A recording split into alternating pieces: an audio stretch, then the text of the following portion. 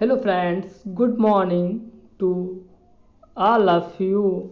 जैसा कि हम लोग सरस्वती गणित बोध भाग 7, तो आज की वीडियो में हम एक न्यू चैप्टर हमारा है। नया चैप्टर हमारा क्या है? कक्षा 7, व्यवहारिक स्थितियों में सरल समीकरण के अनुप्रयोग। जैसा कि हमारा लीनियर इक्वेशन मतलब कि सरल जो है रैखिक समीकरण चल रहा था, उसको हम लोगों ने समाप्त किया। अब एक नया टॉपिक हमारा है व्यवहारिक स्थितियों में सरल समीकरण का अनुप्रयोग। तो व्यवहारिक स्थितियों में से संबंधित समस्याओं का हल प्राप्त करने के लिए इन स्थितियों के संगत समीकरण बना लेते हैं। समीकरण हल करने पर समस्याओं का हल प्राप्त होता है। मतलब अब डायरेक्ट तुम्हें समीकरण नहीं दी गई होगी, अब तुमको खुद से समीकरण बनाना पड़ेगा, फिर उसे सॉल्व करना होगा। तो पहला सही विकल्प चुनिए। पहला जो दिया गया है ए पार्ट, किसी संख्या की संख्या x और 7 का गुणनफल 28 है तो वह संख्या है। किसी संख्या x और 7 का गुणनफल 28 है तो संख्या होगी। तो x इक्वल टू 28/7 7 चौक 28 बराबर 4। तो मतलब x की वैल्यू 4 होगी। कितनी होगी? x की वैल्यू 4। तो मैंने देखा फर्स्ट पार्ट पे 5, सेकंड पे -4, थर्ड पे 4 है, अब फोर्थ पे 7 है। मेरा कितना आंसर आया? 4 आया। तो मेरा 4 ही टिक लगा देंगे इस पे, 4 इस तरीके से। अब इसका बी पार्ट हमारा है, किसी संख्या x में 5 से भाग देने पर भागफल 7 आता है तो वह संख्या है। किसी संख्या में 5 से भाग देने पर, x में 5 से भाग देने पर भागफल 7 आता है, मतलब बराबर 7 आता है तो वो संख्या होगी। तो x इक्वल टू 7 गुणे 5, x इक्वल टू 35। संख्या हमारी 5 सत्ते 35 होगी। क्या होगी हमारी? 5 सत्ते 35। इस तरीके से इस पर टिक लगा देंगे। अब इसका सी पार्ट हमारा है। सी पार्ट क्या है? यदि एक विषम संख्या 2x+1 है तो दूसरी क्रमागत विषम संख्या क्या होगी?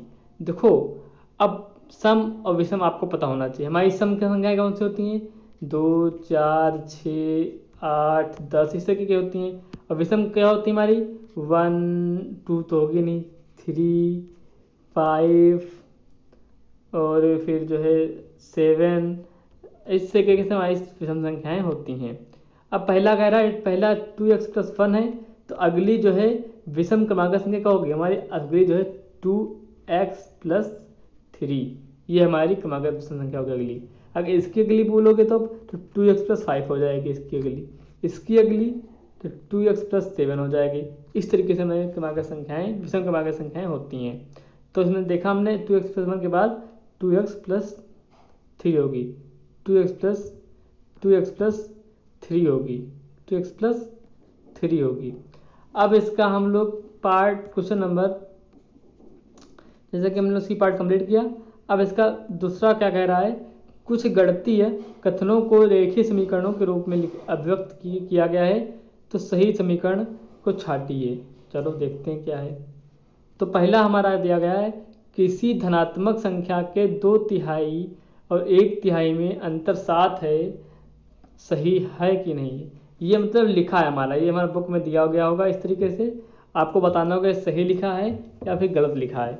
चलो हम देखते हैं। किसी धनात्मक संख्या के 2/3, तो मैंने माना वो संख्या x है धनात्मक संख्या कोई, उसका 2/3 तो मैंने 2/3 कर दिया, और 1/3 और उसी संख्या का 1/3 का अंतर, ये हमारा इस तरीके से लिखा जाता है, 1/3 का अंतर 7 है। इस तरीके से लिखते अगर हम तो हमारा ये सही माना जाता। बट इसमें हुआ क्या है, इसको पहले लिख दिए हैं, इसको बाद में लिखे हैं, तो ये हमारा गलत हो गया, ये हमारा गलत हो गया। तो हम क्या लिख देंगे? सही नहीं है, सही नहीं है। इस तरीके से आप समझ सकते हो। अब इसका बी पार्ट क्या कह रहा है? किन्हीं दो क्रमांक संख्याओं का योगफल 27 है। अब देखो भैया, किन्हीं दो क्रमांक संख्याओं, भाई बिल्कुल सही कहा इन बच्चे ने। मतलब देखो, किन्हीं दो क्रमांक संख्याओं का योगफल 27 है तो हमने कहा x, एक संख्या मैंने माना x, एक संख्या हम क्या मानेंगे? x+1, और योगफल इनका योगफल 27 प्लस कर देंगे बराबर 27। मतलब कि ये हमारा लिखा, यही हमारा लिखा भी गया है इसे। तो मतलब ये हमारा सही है। क्या लिख देंगे आगे हम? सही है। अब अगला हमारा है किसी संख्या के 2/3 में 17 जोड़ने पर योगफल 19 प्राप्त होता है। चलो देखते हैं। किसी संख्या के 2/3, मैंने संख्या जो दी है वो कोई संख्या नहीं दी गई है, ये आपको अपने पास से मानना पड़ेगा।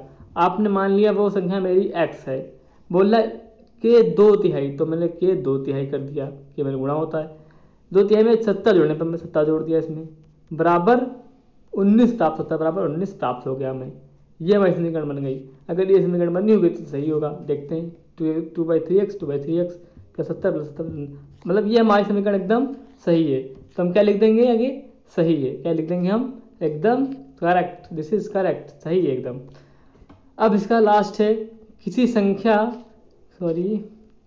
संख्या के दूने में 8 जोड़ने पर, मैंने वह संख्या मान ली x, के दूने में 8 जोड़ने पर 8 जोड़ दिया, पर योगफल 50 बराबर 50 योगफल पता है। देखा 2x प्लस 8 बराबर 50 हमारी समीकरण बन गई।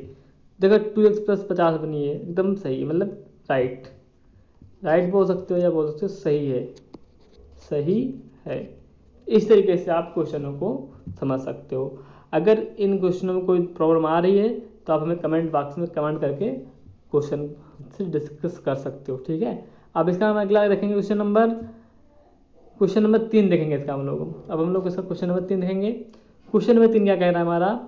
एक संख्या का 1/2 संख्या और के 1/4 से 15 अधिक है, संख्या ज्ञात कीजिए।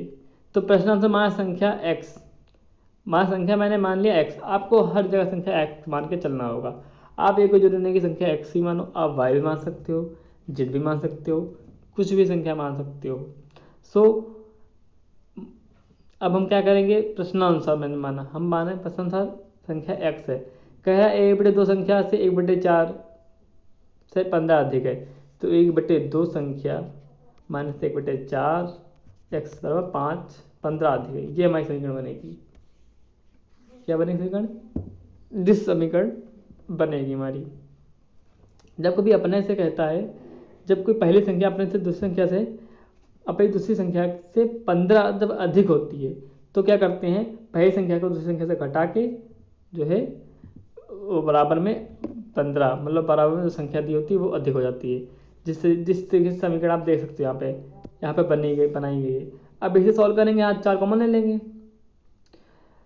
या फिर इस तरीके से गुणा कर सकते हो, 4x माइनस 2x बटे 4 दूनी 8, 2x अपॉन 8 2 चौके 8, x/4 बराबर 15, x इक्वल टू 15 चौके 60, 15 चौके 60। तो हमारी संख्या जो आई हमारी x की जो, आप x को किसी भी तरीके से सॉल्व कर सकते हो। आपको x की वैल्यू निकालना है। x की वैल्यू क्या आ जाएगी? 60। x की वैल्यू क्या आ जाएगी कि 60। इसमें क्या किया इन्होंने? 4 कॉमन ले लिया यहाँ पे नीचे से, 2 दूनी 2 एकम 2x कर लिया, माइनस 4 1x बचा बराबर 15/1 कर लिया इन्होंने, 2x माइनस x बचा x/4 बराबर 15, 15 चौके 60 कर दिया। इस तरीके से हमारी संख्या निकल के आ गई x की वैल्यू 60। अब इसका क्वेश्चन में 4 हमारा क्या कह रहा है? 4 हमारा है एक संख्या 7 से 4 बड़ी है, वह संख्या बताइए। अब वो मैं संख्या माना मैंने वह x है, 7 से 4 बड़ी है, -7 बराबर 4 से बड़ी है, तो x इक्वल टू 4 + 7 बराबर 11। x की वैल्यू आपकी क्या जाएगी? 11। x की वैल्यू क्या आ गई? 11। वह संख्या क्या है? 11। वह संख्या क्या है? 11। इस तरीके से आप लोग क्वेश्चन नंबर 4 को कंप्लीट किए। अब क्वेश्चन नंबर 5 क्या है वो देख लो। ये हमारा लास्ट क्वेश्चन रहेगा इस वीडियो का। इसके बाद जो भी कल के वीडियो में देखेंगे नेक्स्ट क्वेश्चन। चलो देख लेते हैं लास्ट क्वेश्चन वाला क्या है। एक कक्षा में 45 विद्यार्थी हैं, यदि छात्रों की संख्या यदि छात्राओं की संख्या 2/3 है, तो छात्राओं की संख्या बताइए। माना छात्राओं की संख्या x, अब भाई x हम मान के चल रहे हैं, आप लोग y मान सकते हो या z मान सकते हो, कुछ भी मान सकते हो। सो लेट हमने x मान लिया, तो छात्रों की संख्या क्या हो जाएगी?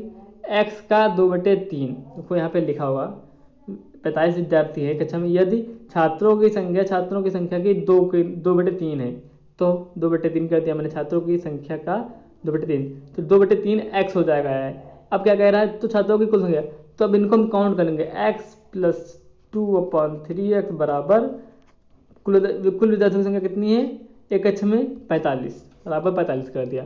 अब समीकरण हम सॉल्व कर लेंगे, x + 2/3x बराबर 45, तो 3 ने कम 3, 5 3 तो 5x बटे 3 से मल्टीप्लाई कर देंगे, 3 × 15 और 3 चौके 12, 12 1 13, x की वैल्यू आ जाएगी 135 बटे 5, 5 दूनी 10, 3 5 से 35, x की वैल्यू क्या आ गई 27। अब जब आपके x की वैल्यू 27 आ गई, तो छात्रों की संख्या क्या हो जाएगी, x जब रख देंगे 27 हो जाएगी। छात्राओं की संख्या हो गई, और छात्रों की संख्या का निकालना होगा, तो छात्रों की संख्या निकालोगे, यहाँ पर रख दो 2/3 क्लास 27, x की वैल्यू रख दो, इसमें रख दोगे x की वैल्यू, तो 3 × 27 9 दूनी 18, ये हमारी जो है इस तरीके से निकल के आ जाएगी। यहाँ पे छात्राओं की संख्या पूछ रहा था, तो हमने 27 तक ही रखोगे आप लोग, 27 तक रखोगे आप लोग, ये हमारा सही हो जाएगा इस तरीके से। इस तरीके से हम क्वेश्चन नंबर 5 को भी आज के वीडियो में कंप्लीट कर लिया है। अब इसके आगे जो भी क्वेश्चन होंगे हम कल की वीडियो में देखेंगे, डिस्कस करेंगे। तो आज की वीडियो यहीं तक, थैंक यू।